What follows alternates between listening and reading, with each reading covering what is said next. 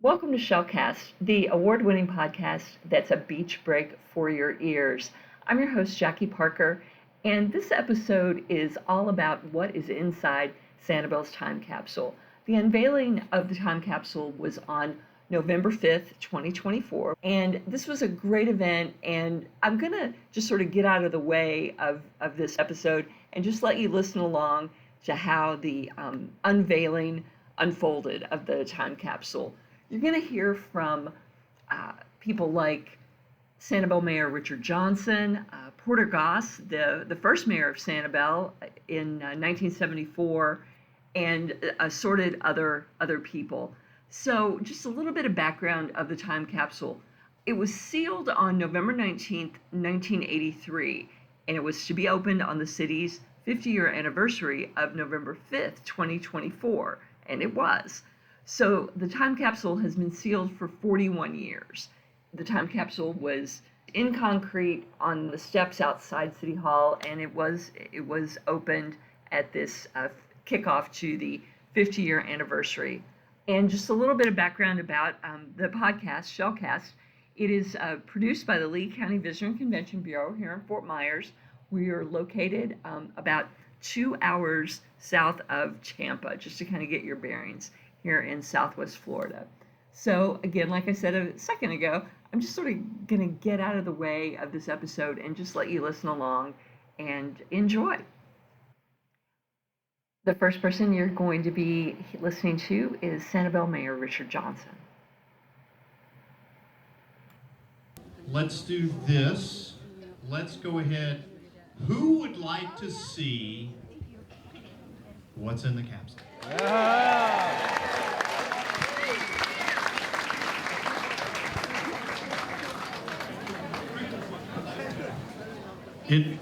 It does look a little worse for the wear, but we have had a few incidents lately that may contribute to the patina of the copper cylinder. Miss Andrea, are you ready to open the capsule? So, our younger generation. So what's in the capsule? Any ideas? Money? Maybe some coins. I don't know. Any other guesses? I hope there's a lot of money in there. What is it again? Board games. Maybe a shell game, huh? You ready, Vanna? Okay. We're gonna do it right here. Drum roll, please.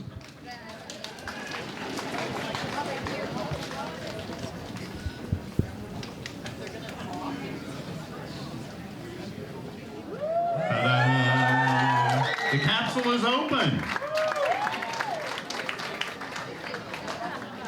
So let's see what we have in the capsule. Who said newspaper? There you go. So I'm going to be really careful. So we have a copy of the Island Reporter. How about that, Mr. Goss? What do you know? And I bet it's from November 5th. I don't have my glasses on, so I can't. You don't either. Okay. So, what's the headline from this newspaper from the Island Reporter? You ready? Melaleuca Wars. How about that? Nice. Invasive. I'm pretty sure that we did. I'm pretty sure we did. Let's see what's up next.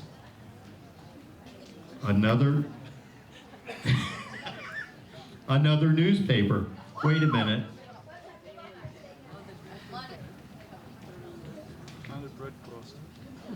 What do you know, folks? Bailey's General Store flyer.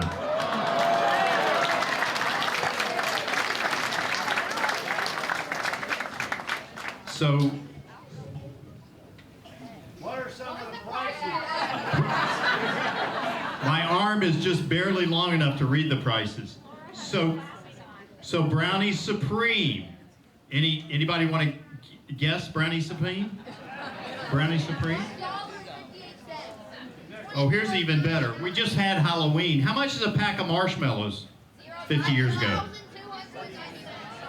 59 cents, exactly. I said that. Did you? You were right. So I don't want to discriminate because these are my friends as well.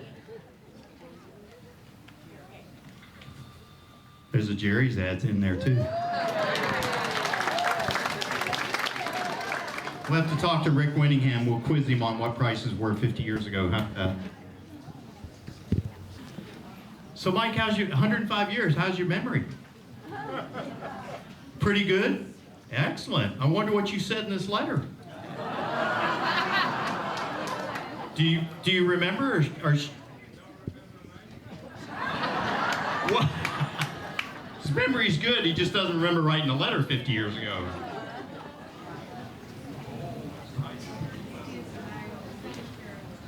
His secretary wrote it. The challenge of uniqueness. Would you like to read a few words, sir? You sure? I don't know if I'll do it justice or not. So Myron W. Klein, Mayor, City of Sanibel, November 1983. As I write these words, the fledgling City of Sanibel is completing its 9th year. The tiny island community and its government and dedicated city employees have endured and overcome, for the most part, severe growing pains brought on by the attraction of its beautiful tropical environment and the inevitable pressures of development and tourism. Great efforts are being made by its people to prevent overuse and overdevelopment from destroying those attributes which we treasure. It will be for you, the readers of these pages, some 50 years after this writing, to judge the outcome of these efforts. The island of Sanibel, all agree, is unique in several respects, and although often overused, the word unique is aptly applied in this case.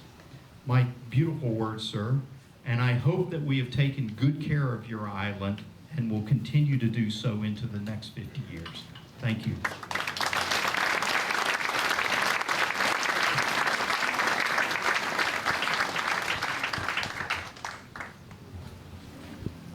The last one that I'm going to talk about is it's actually this beautiful structure that kept some of us dry, most of us dry, but I love the quote here in the article.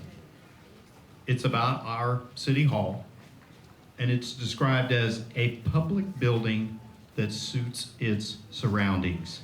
And I'd just like to talk about the surroundings. Look at the beautiful all native vegetation throughout the grounds here at City Hall. What a wonderful sight that is. What a wonderful example it is for our community going forward. So thank you with that. Porter, what you got in your hand, sir? This looks a lot like everything I've been weeding out of my closet for the past couple of years. But in fact, this is the master tool that allowed us to move forward to develop the city of Sanibel and to provide the stewardship that wise people have done by following this plan. This plan was presented to us by Wallace, McCarg, Roberts, and Todd, professional planners out of Philadelphia. Mr. McCarg is no longer a part of the title.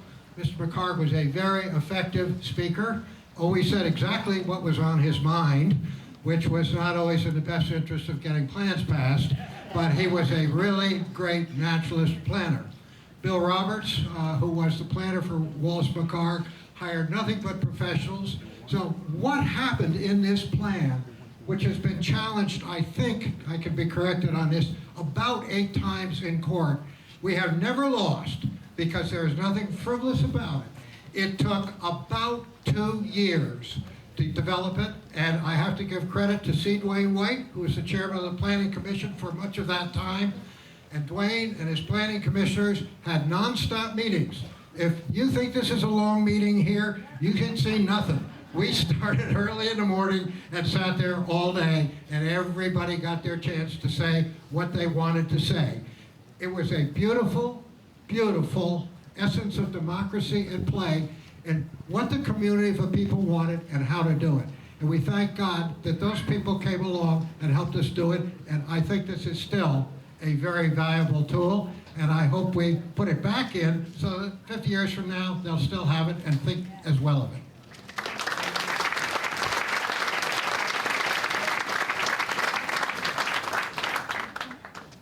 I have a book of Causeway tickets. Old book, $10 worth. This would get you, one of these tickets would get you across the causeway. And they got so prolific, I recall that motels and hotels in Fort Myers and Fort Myers Beach were tearing these out. They weren't supposed to be detached, and they would give them to their customers to help of course, our day tripper population. And I think that, didn't we take an action one time before to try to stop that? We did, yeah. I forget how that worked out. But here's $10 worth of Causeway tickets. So I think it's appropriate in a moment like this when we think about yesterday, today, and tomorrow, is remember the greater. And for that reason I say thank God for Sanibel, for this beautiful place. Thank God for the people who care about it enough to take good care of it and preserve all the wonderfulness that we all love about it. We ask that the blue days after these storms turn into blue skies with occasional rain, and that there will always be a Sanibel. God bless Sanibel.